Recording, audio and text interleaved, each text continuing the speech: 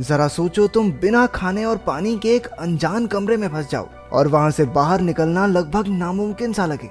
कुछ ऐसा ही होता है हमारी आज की कहानी में। पूरी रात शराब पीने के बाद एक आदमी जब सुबह उठा तो उसके सर में तेज दर्द होने लगा। वो अपनी साइड में देखकर डर गया कि एक मरा हुआ चूहा बिल्कुल उसके बगल में पड़ा था। जल्द ही उसे एहसास हुआ कि वो एक तिजोरी जैसे कमरे में कैद है, जिसमें एक लोहे का दरवाजा और एक अलमारी है। बहुत सारी मक्खियां उसके आसपास भिनभिना रही थी। उनमें से कुछ मरे हुए चूहे से अपना पेट भरने में बिजी थी। इसके बाद उस आदमी ने घड़ी में देखा कि सुबह के 9 बज रहे थे। उसने वो लोहे का दरवाजा खोलने की बहुत कोशिश की, लेकिन कोई फायदा नहीं हुआ। उसने दरवाजा पीट पीट कर चिल्लाना शुरू कर दिया, लेकिन बाहर से कोई जवाब नहीं आया। उसे कोई अंदाजा नहीं था कि वो इस कमरे में कब और कैसे पहुंचा। थोड़ी देर बाद उसे पेशाब का प्रेशर बनने लगा और अब उसे बहुत जोर से वॉशरूम जाना था। पहले तो उसे लगा कि उसके साथ किसी ने मजाक किया है। उसे लग रहा था कि ये काम फ्लेचर नाम के एक आदमी का है जो उसके साथ काम करता था। वो मजाक में कहने लगा कि बाहर आते ही उसे नौकरी से निकाल देगा। लेकिन थोड़ा वक्त बीत जाने के बाद उसे एहसास हुआ कि बाहर किसी के होने का नामो निशान ही नहीं था।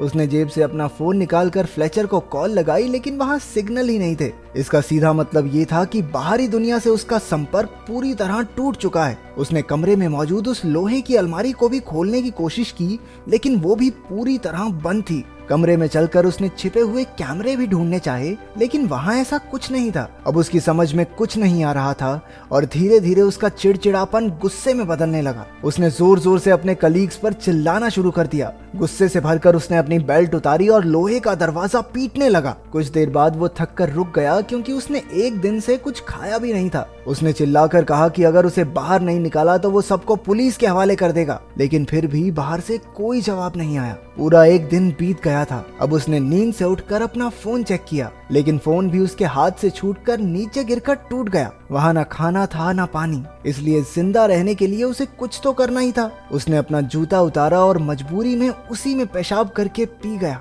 अकेलेपन और भूख की वजह से अब वो पागल सा होता जा रहा था। अचानक उसे ऊपर लगी ट्यूबलाइट में एक चाबी दिखाई दी। उसने तुरंत लाइट तोड़कर चाबी बाहर निकाली। उस चाबी की मदद से वो लोहे की अलमारी खुल गई, जिसके अंदर उसे प्योर ऑक्सीजन के 2 कैंस और छेनी हथौड़ी जैसे कुछ औजार मिले। उसने औजारों की मदद से वो लोहे का दरवाजा तोड़ने की कोशिश की, लेकिन दरवाजे पर एक खरोंच तक नहीं आई। वो वेल्डिंग मशीन के जरिए दरवाजे को जलाने लगा, लेकिन उसे उसका इस्तेमाल नहीं करना आता था। वेल्डिंग गन की आग देखकर उसे एक आइडिया आया। उसने आग का इस्तेमाल करके फायर अलार्म को ट्रिगर करने का प्लान बनाया, जिससे उसे थोड़ा पानी नसीब हो जाए। लेकिन बदकिस्मती से वो अलार्म नकली निकला। इसके बाद उसने छेनी हथौड़ी से दरवाजे का ताला तोड़ने का प्लान बनाया, लेकिन वो दरवाजा इतना मजबूत था कि उसे तो दया तक न तोड़ पाए। भूख और प्यास से बेहद परेशान होकर वो डिप्रेशन में जाने लगा। उसने अपना गुस्सा निकालने के लिए अलमारी को जोर जोर से पीटना शुरू कर दिया, लेकिन कुछ देर बाद वो फिर से शांत होकर बैठ गया। तभी उसे दीवार में एक छेद दिखाई दिया। वो तुरंत छेनी हथौड़ी लेकर उसे तोड़ने लगा।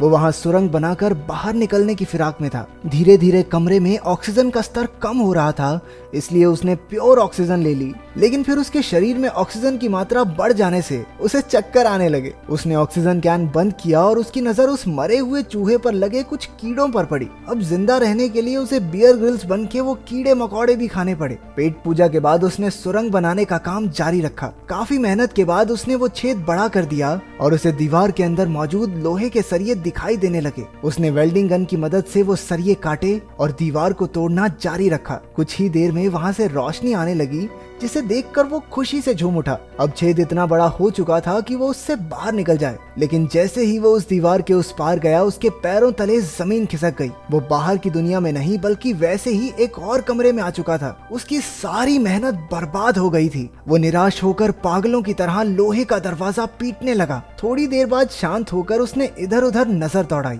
कमरे के एक कोने में एक लाल रंग का ताबूत रखा था। उसने ध्यान से ताबूत का ढक्कन हटाया और उसके अंदर एक सुंदर सी लड़की को देखकर उसकी आंखें खुली की खुली रह गई। वो मरी हुई तो नहीं लग रही थी, तो शायद गहरी नींद में सो रही होगी। जब उस आदमी ने लड़की को जगाया तो वो बुरी तरह से डर जाती है। जब उसने उससे बात करने की कोशिश की तो पता चला कि वो एक दूसरे की भाषा नहीं समझते थे। वो लड़की डर कर उसी के पुराने कमरे में जाकर छिप गई। उस आदमी में उसे कुछ भी समझा पाने की ताकत बची ही नहीं थी, इसलिए उसने ताबूत में ही सोकर रात गुजारने का फैसला किया, लेकिन बीच रात में ही डरी हुई लड़की ने आकर उसे जगा दिया। उसने आदमी को सुरंग का काम जारी रखने का इशारा किया, लेकिन भूख प्यास की वजह से कुछ भी करना उसके लिए नामुमकिन था। इतने दिन काम करते करते उसके हाथों पर भी चोट आ गई थी और उसे अब आराम की सख्त जरूरत थी। उस लड़की ने खुद ही औजार उठाकर सुरंग खोदनी शुरू कर दी, लेकिन ये इतना भी आसान नहीं था। थोड़ी देर बाद उसे पेशाब आ गया और वो दूसरे कमरे की ओर भागी, लेकिन आदमी ने उसे वहीं रोक लिया। वो इशारा करके उसे कुछ समझाने लगा। असल में उसने 3 दिन से पानी नहीं पिया था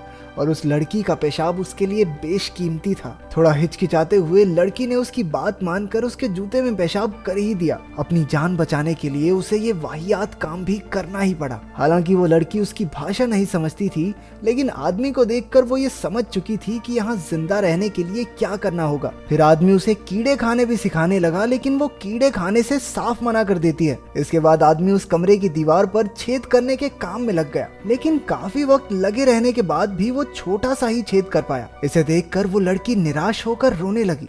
ये दीवार टूटती क्यों नहीं है? टूटेगी कैसे, अंबुजा सीमेंट से जो बनी है। आदमी ने एक गाना गाकर उसे शांत किया और वो भी उसके साथ गाने लगी, लेकिन तभी गलती से उस आदमी के हाथ पर हथौड़ा लग गया। लड़की ने तुरंत अपने सर का कपड़ा निकालकर उसके जख्म पर लगाया। देखते ही देखते उनमें दोस्ती हो गई और दोनों इकट्ठे खोदने का काम करने लगे। अचानक लोहे के दरवाजे का ताला अपने आप घूमने लगा। दोनों भागकर उसकी ओर गए, लेकिन ताला फिर से पहली वाली जगह पर आ गया। काफी देर ट्राई करने के बाद उन्हें समझ आ गया कि जब तक वो दरवाजे से पीठ करके रखेंगे तब तक ताला खुलता रहेगा। धीरे धीरे वो पीठ करके दरवाजे के करीब पहुंचे। आखिरकार इस तरकीब से दरवाजा खुल गया और दोनों तीसरे कमरे में पहुंच गए। बदकिस्मती से ये भी वैसा ही सेम कमरा था जहां एक खाली कब्र रखी गई थी और पहले जैसा ही लोहे का दरवाजा भी था। लड़की ने समझदारी दिखाई और जल्दी से पिछले कमरे से सारे औजार उठाकर ले आई। उन्होंने इस दरवाजे को भी पहले की तरह खोलने की कोशिश की, लेकिन वो जो भी करते दरवाजा बंद ही रहता। अब उनके पास कब्र खोदकर सुरंग बनाने के अलावा कोई रास्ता नहीं बचा था। अब उस आदमी के शरीर में बिल्कुल ताकत नहीं बची थी और वो चक्कर खाकर गिर पड़ा। लड़की अब भी ठीक थी क्योंकि उसने इतना काम नहीं किया था। अब आदमी के शरीर में बुखार आना शुरू हो गया। तभी उसे उन्हें कैद करने वाले की असली इच्छा का एहसास हुआ। आदमी को लगा कि उन्हें कैद करने वाला उन दोनों को एक दूसरे का कत्ल करते हुए देखना चाहता है, इसलिए बाहर निकलने के लिए उनमें से एक को मरना होगा। कमरे में रखी कब्र ही उनमें से एक की मंजिल है। सारी मुसीबत खत्म करने के लिए आदमी ने लड़की का खून करने के बारे में सोचा, लेकिन वो ऐसा कर नहीं पाया। अब उसकी जिंदा रहने की सारी उम्मीद और इच्छा खत्म हो चुकी थी, इसलिए उसने खुद को ही कब्र में लेटा लिया और मौत का इंतजार करने लगा। लड़की ने उसे थप्पड़ और घूंसे मारकर जगाए रखने की कोशिश की, हालांकि आदमी में कोई हलचल नहीं हुई। उसने आदमी को कब्र से बाहर निकाला और उसे जमीन पर लेटाकर सुलाने लगी। अब वो भी सबसे तंग आ गई थी, इसलिए वो दरवाजे पर जाकर चिल्लाने लगती है, लेकिन बाहर से चूं तक की आवाज नहीं आई। अब उसे भी कोई रास्ता नहीं दिख रहा था। आखिरकार उसने अपने आंसुओं से आदमी की प्यास बुझाई। अगर वो मर गया तो वो भी ज्यादा देर तक बच नहीं पाएगी। कुछ देर बाद उसने अपने कपड़े उतारने शुरू कर दिए। बेहोशी की हालत में भी आदमी को समझ आ गया कि वो क्या कर रही है। लड़की के छूने से वो भी हल्का हल्का जागता रहा। जैसे तैसे लड़की ने पूरी रात उसे जगाए रखा।